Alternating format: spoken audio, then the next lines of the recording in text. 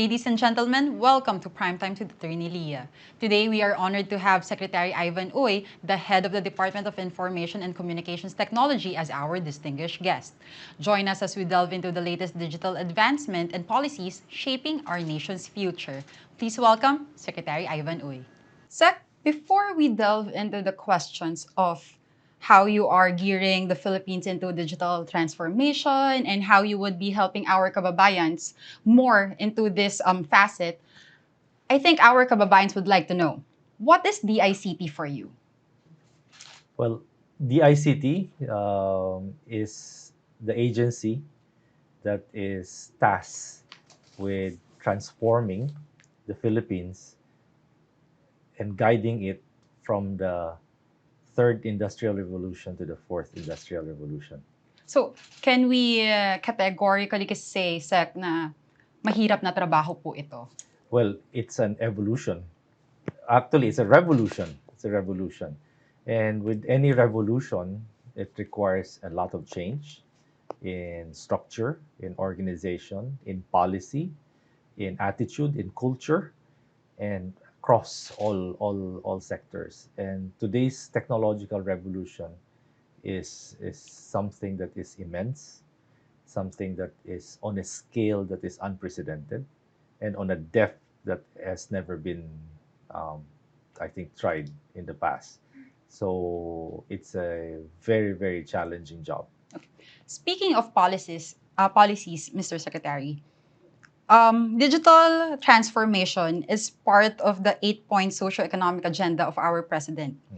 As the head of the DICT, what is your digital vision? Yung masasabi po natin na hindi pa nagawa, how can you transcend it more into the transformation that you have visualized when you were seated as DICT Secretary? What we've seen that has been lacking is, well, first connectivity, especially in the remote areas. We have adequate connectivity in the urban areas, but remote areas, I mean, we are an archipelago with more than 7,000 islands. So we need to reach the farthermost islands and mountainous regions so that they are connected.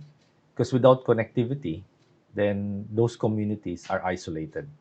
And when they're isolated, they're not part of the economic development of the country. So once we connect, then we provide them with tools in order to be productive, whether these are designing e-commerce platforms, providing them with telemedicine services, incorporating digital payments, online accounts, so that they become active members of the economic community. They can have financial inclusion into our society, and overall bridge the digital divide by allowing them now to participate in our economy. Sec, your answers, provide a deeper understanding about strategic collaborations and partnerships.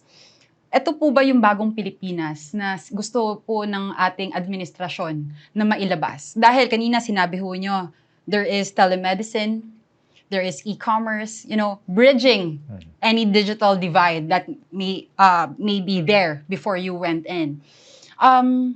Sec, paano pa natin matutulungan pa po strategically yung collaborations and partnerships with other national agencies ngayon po? I think first and foremost is you've seen our launching of the eGov PH super app. No, this is first of its kind in the country, and we're very happy that we're garnering actually accolades and kudos on that app. If you go to Apple Store or Google Play Store, we're ranking about 4.6, 4.7 out of 5 stars. So our citizens, our countrymen are happy with that app. And what does that app do? That app actually consolidates and simplifies government transactions by allowing the public now to go to a single portal and be able to engage the government, access to various government services, Yes. whether you're talking your about your national ID in a digital ID format, or accessing your social security benefits, um, your PhilHealth, your driver's license, and many more. Now, this is a new app, so it's constantly evolving as we bring in more agencies into the app and as we build more functionalities of each agency. Because some of those agencies, not all of their functions are available in the app. So only some select functions that are front facing. So we've tackled those as low hanging fruits and provided them already in the app. Now, then we help those agencies develop more of their services so that they can add more services to their agencies in the app. So it's improving the systems of each agency or each department, but at the same time, it's also expanding, including more and more agencies, including local governments, into that ecosystem. So this ecosystem uh, foresees our vision of a government that doesn't sleep, a 24 by 7 government that doesn't take vacation leaves or sick leaves, uh, doesn't go on a weekend, doesn't go on lunch break. So 24 by 7 governance. And I think that's a significant improvement to what we currently have now, where, as soon as Friday comes in, all government transactions just stops completely, and you have the whole weekend doing nothing. Yeah. So this is how we're trying to do it, and of course, we're trying to do it face by face, incorporating more features into the app as we go along. So coming soon will be our eGov Pay system.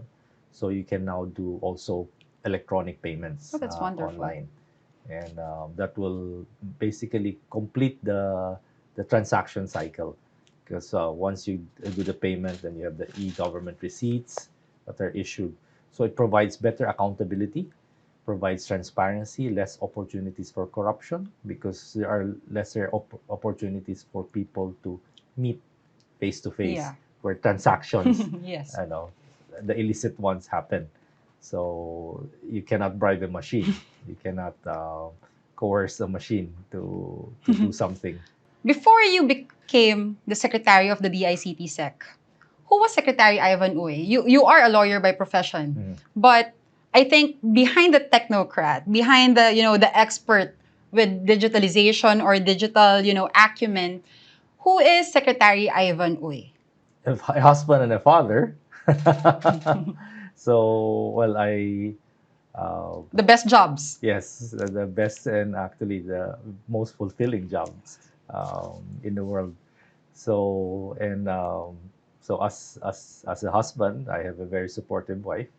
She's an architect by profession, and she she's a very caring person as a wife, and very very supportive of our common um, vision, not just for our family, but also for my personal view on how I can personally contribute to to society, to the improvement of life in general. Um, so I've always been very keen on technology, even before I became a lawyer. So I've always been amazed on how science and technology has been game changing Yeah. in many aspects. I'm an avid science fiction reader, and I've read so many books on science fiction, and many of them came true. Those that were science fiction before are now reality. So, those books gave me the inspiration, gave me the imagination that things are possible uh, if you uh, if you work hard and if you have a good um, motivation, then you can redirect or direct those technology into something that is beneficial for Yeah. society. It was written in the stars already, Sec, that you would be contributing to the ICT sphere of our country. Sec, hearing that story that you've said, you understanding, you like fiction. Now let's go to non-fiction. Kasi I'm sure not everybody thought that our cybersecurity would be in one way or another breached, diba? Kasi nobody knew that much before in technology-wise.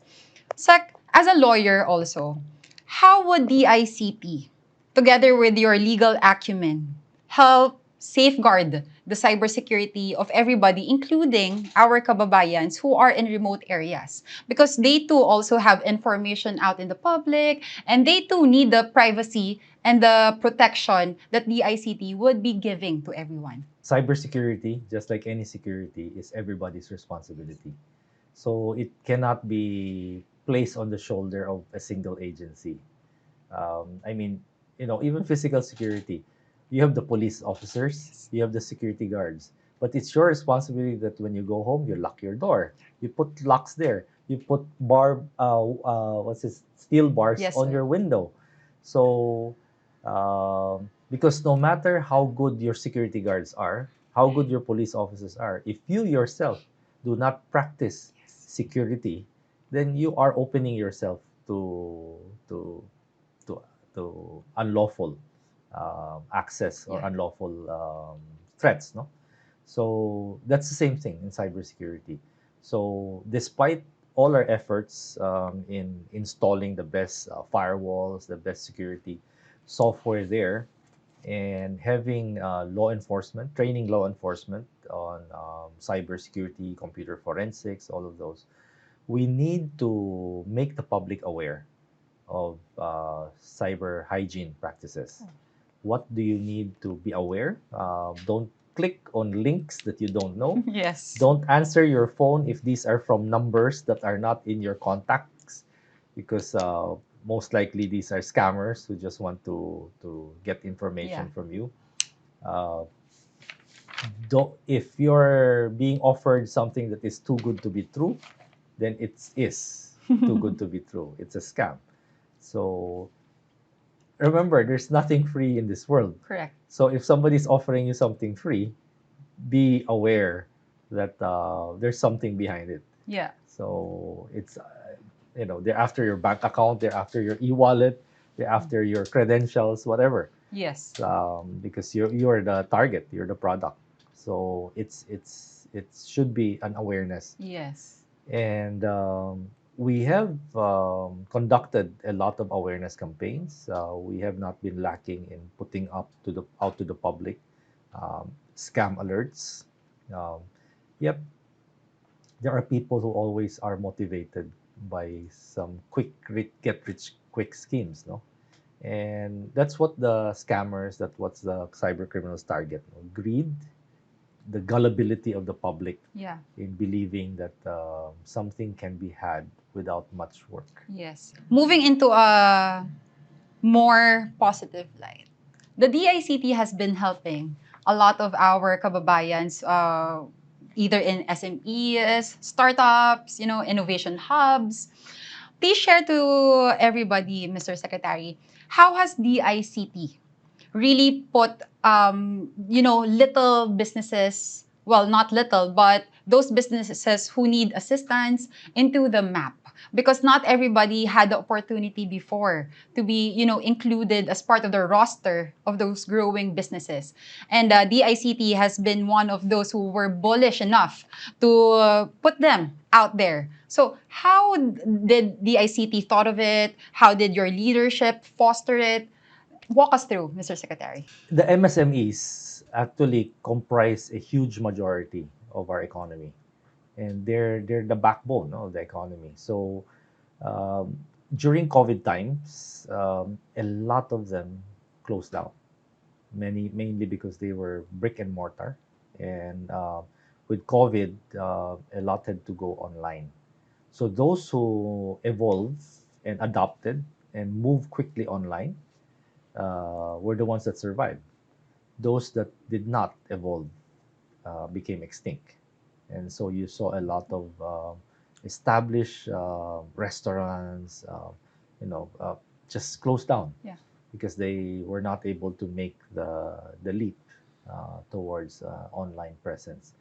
So with that, the COVID actually triggered a huge move towards the online environment, and many of the MSMEs were able to do that. However, at the cost, and the cost was in their speed in moving to an online environment. They forgot about cybersecurity because that was the least of their worry. Their Mm-mm. worry was survival. Yes. Their worry was survival, and that's what we're seeing today, because there's so much now that are online presence without a cybersecurity framework or investment. The cyber criminals are exploiting Yeah. those vulnerabilities. So that's where we're helping them also in developing capabilities to secure their systems. However, we are working with other government agencies to do a digital marketplace for MSMEs. Of course, you already have the commercial ones that Yes. are available out there, but we're offering them an alternative where there's a government run digital marketplace where they can provide their products, their services online, and the system will handle their access to financial credit, and marketing, Yeah. and so on. Uh, these are currently being developed, and we will be incorporating it in our eGov PH app eventually. Yeah. So it's a more complicated process, but it's ongoing. At the same time, uh, we are doing a lot of connectivity in the remote areas. So we have a project called the Smart Village, Smart Island project, which we are partnering with the ITU, International Telecommunications Union. So they've identified the Philippines to be one of the pilot areas where they see this to be a strong enabler. And what this does is, we're piloting it in Sakol Island, which is a very remote island in southern Mindanao. Um, it's out of Zamboanga City going towards Basilan. And so that island has a population of 14,000, and they've never had any connectivity. Oh. So zero connectivity, four barangays. And so I traveled there actually during my first 3 or 4 months in office. So traveled there by boat, and then came down. There are no roads, so we have to move by habal-habal, Oh, yeah. by motorcycle. This tiny, tiny, inland, and we installed the telecommunications equipment there, Wi-Fi, internet, and you can see the impact immediately as soon as you provide them with the connectivity. The the whole place suddenly becomes a flurry of activity. People become more engaged because, give you an example, that island is populated by our indigenous people, Yakans, Yeah. Tausugs, and they produce beautiful hand embroidered fabric that can be used for either clothing or for table Yeah. runners. Beautiful. The patterns are exquisite, but they do not have access to market. So what they do is these villages, old lady will do their embroidery, and then make maybe a few dozen a month.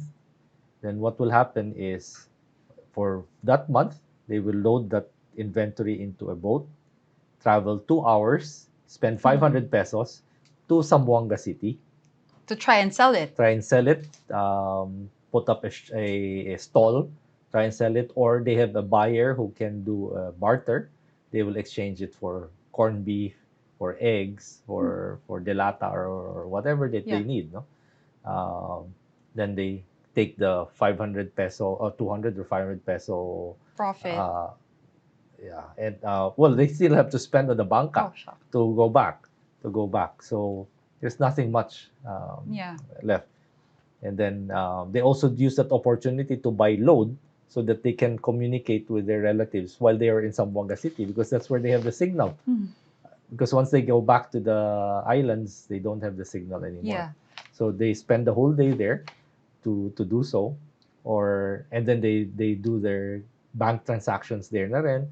Sometimes several days. Yeah. They have to stay in the hotel because lahat ng kailangan, magpo-process siguro ng PhilHealth or transact It's in the whatever. city. Yeah. So they do everything there, then they go back to their village. Yes, Sec. Sec, Now, when we provide, Yes, so Sec. when we provide the connectivity, now they can do it online. Yeah. And so then um, they can now have a digital bank account Yeah. or an e-wallet. So they can now deposit and withdraw digitally without leaving the island. Whereas in the past, they have to go to the Zamboanga City to go to the municipal rural bank in order to withdraw cash and to deposit the cash. Yeah. So now it's online, and the access to market, because this person in the past, I mean before the connectivity, can only access the Zamboanga market. Now, because of online, we teach them Nationwide. worldwide. So we teach them digital entrepreneurship skills. We teach them digital marketing skills, so they can showcase their product to buyers in Europe, and the buyers in Europe see how they produce it because they're online. Yeah. They can see into their webcam how it's handmade, Yes. literally handmade. So the prices that they get for their products is multiplied 10 times. And so this old lady that started off in a wooden shanty all alone, I would expect that 2 years later, 3 years later, when I go back, she's probably staying in a much better building, not working alone. Most likely now, she has probably invited all her neighbors to come and work for her in doing all of those and producing much more. And then those products can be exported directly Yeah. through our logistics providers, because our logistics providers can do it, can ship it for them internationally. They go there and pick it up from the island and then ship it out direct to Europe.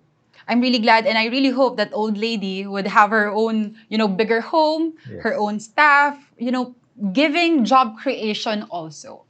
And speaking of job creation, Mr. Secretary, how has DICT helped out our economy in terms of job creation? Kasi number one yan, di ba? Yung teach a man how to fish, that line has already transcended all of the generations. Kailangan matuto. So, paano ho natin natulungan ng ating mga kababayan? And with the story that you just shared with Nanay, I think it's a good opportunity for DICT as the head for you to share. How did DICT, revolutionize digital innovation to more job creation? My example earlier, so this old lady who was embroidering today is a digital entrepreneur. Yes. And instead of working by herself, she now hires a bigger team. So the entire neighborhood benefits from her alone. And you multiply it now across all the villages in those areas. And then you multiply it. That is just one island. We're doing it in many other islands all over the country. So the scale in which we are transforming those remote communities that have been isolated from the economy and now are part not just of our national economy but the global economy, because they become productive members of society. On top of that, of course, aside from teaching digital entrepreneurship and digital marketing skills, there are many others.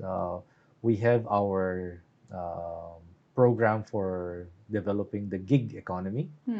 So we're encouraging and training people to be online content creators, graphics designers, sales, sales and marketing.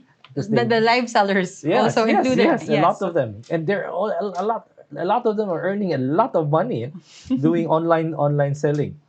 And these were non-existent jobs Agreed. before, but now they are generating income.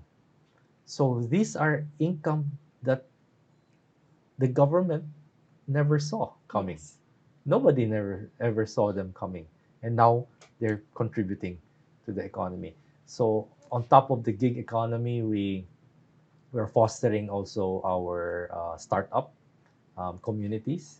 So people who have more innovation, we identify them, and then we partner them with investors to see if they are willing to put up the investments. We give them the exposure so that the people will see these innovations, and we support them with some funds, Yeah. initial funds for startups. And of course, we're also helping many of the tourist areas develop into what we call digital nomad um, um, centers. Okay. Digital nomad centers, meaning these are foreigners who does not need a regular office to work. Mm. They travel everywhere. So long as there's connectivity, they can work. My mind is blown how DICT has helped out, with the facets of tourism, with the facets of smoother transactions with payments. Kasi yan po yung inireklamo ng ating mga kababayan. Tama. Ang haba ng pila, Right. may lunch break. But, DICT really has helped out with this, problems. Pero, Sec, nothing is perfect in this world. Ano pinakamahirap na napagdaanan ninyo as a secretary of the DICT this past 2.5 years? And I'm pretty sure there is some, stumbles, right? Many, So, many. can you please share to our kababayans what they were and how you and our DICT family helped you remedy it for our entire nation? Sad to say, one of the big challenges is indifference, especially among government employees. A lot of our government employees have grown weary in the bureaucracy, that they have become jaded. They've become jaded, and so they now, many of them have this attitude that, oh, 6 years lang kayo dyan, no? Anong mga reform na gusto niyo gawin dyan? After 6 years, wala na kayo. Iba na naman ang uupo dyan. So, dribble lang namin kayo. Oh, no. Until matapos yung 6-year term nyo. So, that's sad. That's sad. And we really need to inculcate or re-inculcate the, the, the value and the honor of public service. Yes. Because I think that has been lost through many decades of bureaucratic red tape that has jaded our civil servants.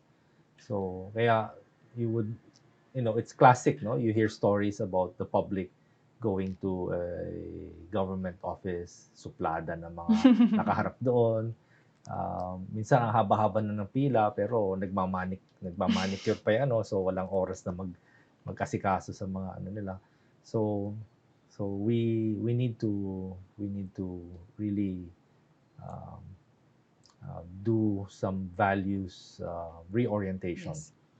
In order to bring up that pride, that as a public servant, we are there not because we are kings, that we are lords, but we are servants to the Yes. people. We get our salary from the people, and therefore we owe it to the people to give them the best service possible. Yeah. So that's one. Second is dealing with petty little lords that want to establish their little kingdoms. Yes.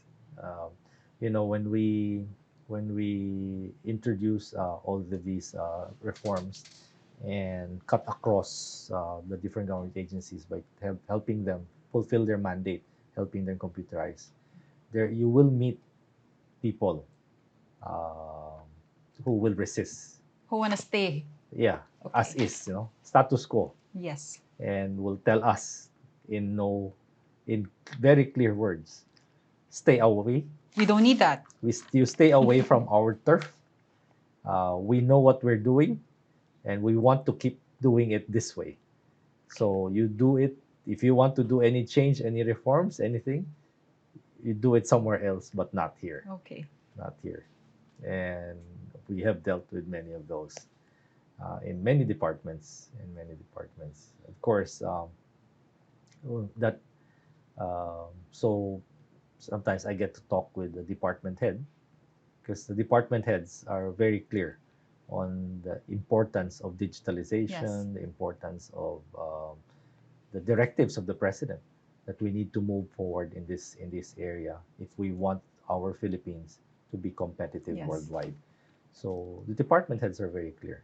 It's just when you go down to the mid-level executives that you start encountering these Resistance. Yeah, and the resistance can be quite fierce. And so so sometimes the heads of agencies are not able to do much because these are either protected by the civil service or many other issues that cover them. So kami naman in the DICT, we only have so much time to do a lot of things. So instead of getting bogged down with organizations that do not want change, we'd rather devote our time to organizations That welcome it. that welcome it, and then let's tackle all of those first.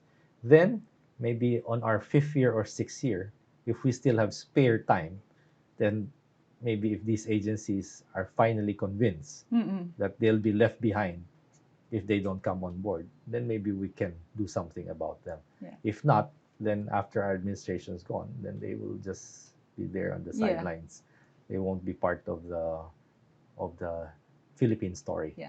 of the Bagong Pilipinas story. I've read a lot of articles, reflecting what you have said during your speeches, during your talks, and there was one line that really got to me. And I think any public servant leader who, really would want to stay in government and contribute heavily on the advancement of the Philippines would really emulate from this. And this is your line was, no Filipino should be left behind. And I really love that because bakit nga may maiiwan sa atin? And with that line, Sec, please explain to our kababayans or, tell your story. What is a lifelong lesson that you have, learned and ruminated during your tenure as a secretary this past 2.5 years? Kasi hindi madali yun, Sec, right? I've met a lot of heads of agencies and tumatanda lang sila lahat sa stress. But hearing the story about Nanay, hearing about, stories about job generation, really brought a positive light to the line that you've always said, no Filipino should be left behind. What is one journey or one life lesson that you would want to share with our viewers, subscribers, and our kababayans? Walk us through it again, Sec. We all have to realize that we only have one life, and that's it's a gift. It's a blessing that has been given to us, an opportunity to be alive, to be on this world, and I think it should be a life well lived. And what do I mean by a life well lived? It's a life where you were able to make a positive difference in the lives of all other people that you've touched. Um, that in the end, when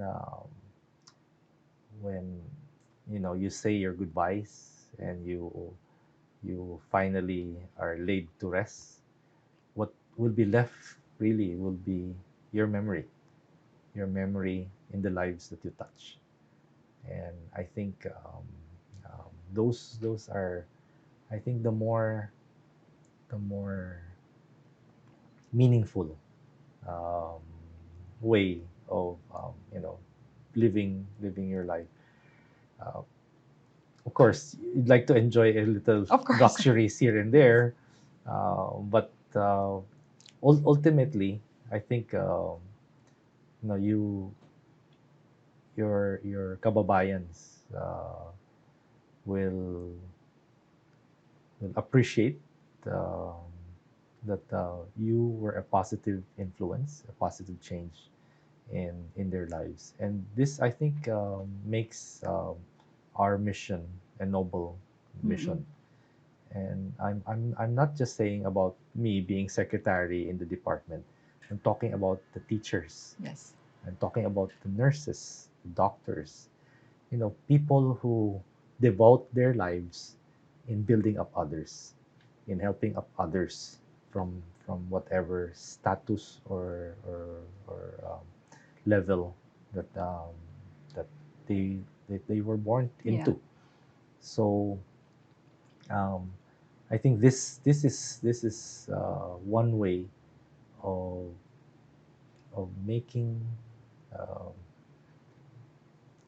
making your life uh, more meaningful.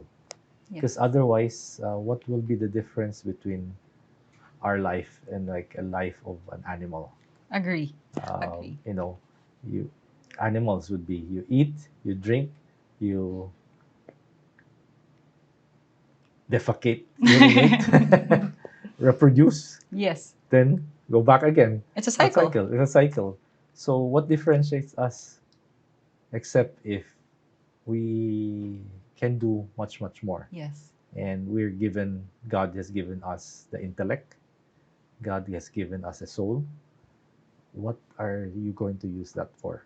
What more can the Filipino people expect from Secretary Ivan Uy, the DICT family, and the department as a whole? I think you can expect more hard work from us. We have 4 years to go, and there's so much still to be done. I'm quite happy that in the first 2 years, we were able to achieve quite a significant and dramatic transformation of many areas in terms of connectivity, in terms of the services to the public that are being incorporated into these platforms, in terms of job generation, in terms of inclusivity, financial inclusivity, uh, capacity building in training our people to become productive members of the digital workforce, to enhance each person's cybersecurity and data privacy awareness. And of course, building up also our infrastructure on cybersecurity to make us more resilient to any potential um, threats that are out there. Technology is a double-edged sword. It can be used for good, it can be used for Yes. bad, and so we need to be able to exploit everything that technology can offer for good. But at the same time, we need to be aware that that threat actors will use those same opportunities for evil, and therefore we need to be alert, we need to be proactive, and we need to ensure that on the government side, we do our job in helping protect the citizenry, but the citizens should also take the cudgels for themselves, pick themselves Yeah. and take personal responsibility for the security not only of yourself but of your loved ones, your family members. I see a lot of parents allowing their young children, to just go online unsupervised, and they post everything online, selling, giving away personal data Oh no. of the family just because there are apps there that allow them to, make themselves beautiful online, but actually is already capturing their biometrics, and then asking for data like, what's the name of your dog, what's your favorite food, all of those things, supposedly to create a profile for you, but actually really is creating a profile so that they can now go after your family Yeah. because they now know this background. A lot of houses have been burglarized. Why? Because during holidays, when you go out of town, you allow your kids to post pictures that, oh, we are now, in Boracay, first day of a 5-day trip in Boracay. So, nakikita ng mga cyber criminals, aba, first day ng 5 days, check natin, nakatira ito dito sa address na ito. Ibig sabihin, walang tao sa bahay. Oo. Oh, edi, Easy target. easy target. And you've just provided all the information. Nang super dali. Binigay information. So parating na-advise ko, lalo na parating yung mga holidays, na mag-post kayo pag nakauwi na kayo. Yeah. Late post. Oo, late post. Huwag kayong magpo-post habang wala kayo sa bahay dahil yun ay binabantayan ng mga criminals, Yes. mga akyat bahay, no, para makapasok. But that's just a clear example that today, privacy of data is very, very important. And just because you feel na walang nawawala sa inyo by posting or by sharing your information, you're actually doing a lot. I've seen some who take selfies at home. Yung selfie at home pala, yung background, marami mga private information na dapat hindi lumabas. Pero dahil akala niya, siya lang kinukuha. Pero ang dami palang mga ibang data. Yes. Yung pagkuha ng picture, ayun, nasa likod yung kahadiyero. So awareness is really key, Sec. Yes. Awareness, self-awareness, and actually self-discipline. Yes. Self-discipline. Today, in the past, data is not that significant because they're non-digital.